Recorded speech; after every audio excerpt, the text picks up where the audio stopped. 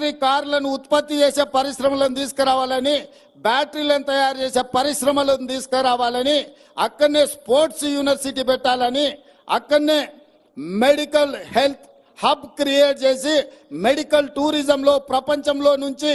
ఎవరికి ఏ వైద్యం కావాలన్నా మన హైదరాబాద్ ఎయిర్పోర్ట్ నుంచి మన రంగారెడ్డి జిల్లాలో ఒక మెడికల్ టూరిజంని అక్కడ